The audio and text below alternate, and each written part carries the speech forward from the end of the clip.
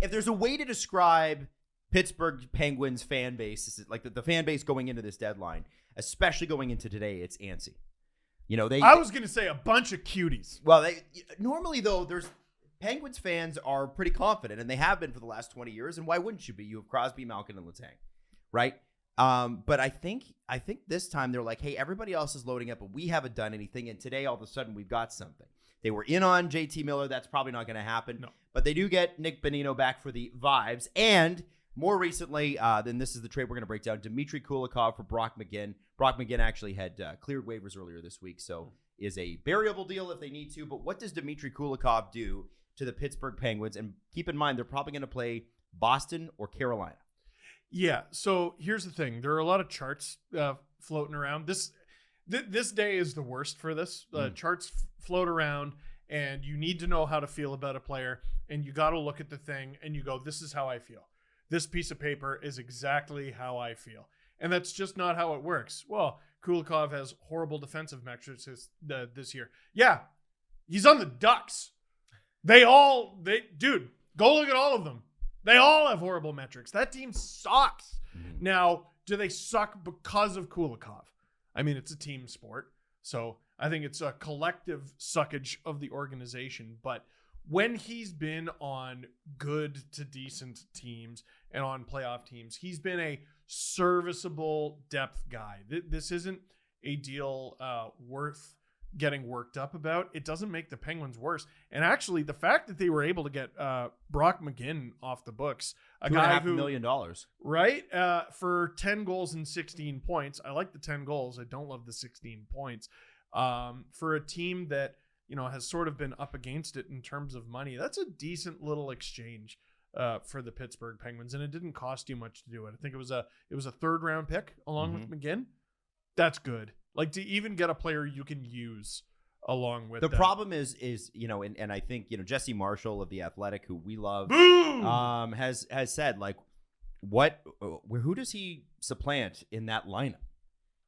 Whoever's hurt that day. Okay, so that's the type of player that this is. I think so. He probably gets a few games in there, maybe plays second half of back-to-backs or first half of back-to-backs. I think that's what this time of year is for. You get ready for the playoffs. You rest guys up. He's the sort of player who can help provide stops, help grind down the other team heading into the playoffs. And again, you needed to get out from under that contract anyway. The McGinn one, I think he killed two birds with one stone here. Yeah, I think when you look at this, you're like, oh, that's a tidy piece of work. You get out a body of a contract that you weren't happy with, that was just like an expense on your bottom line, and then you bring in somebody who's going to be useful going down the stretch, because you always need fresh bodies who can come in and play kind of in the bottom half of your lineup. It's 1:37 p.m. Like, we're having this conversation now. I don't know what it's going to be like in an hour and a half, 2 hours, but it feels like we judged the Penguins too quickly. They did miss out on all the big fish. Like, we can't deny that. They missed out on all the big fish, but over the last 24 hours, Granlund, Bonino, Kulikov moving out. System guys. From under. Yeah, like, I honestly, guys, I know Penguins fans are antsy. I don't hate what they're doing.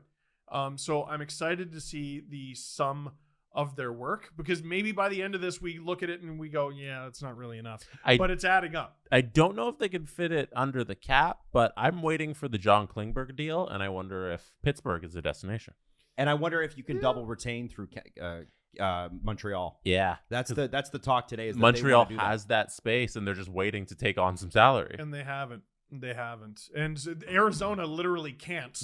They've used up 3 slots. I think Minnesota only has one left. By the way. They're upset. Oh, yeah. They can't spend any more money. No, Montreal's the Coyotes' favorite thing. Montreal's waiting for their 4th or 3rd round pick to take on their money. Yeah, and you might say, well, we have Letang. What?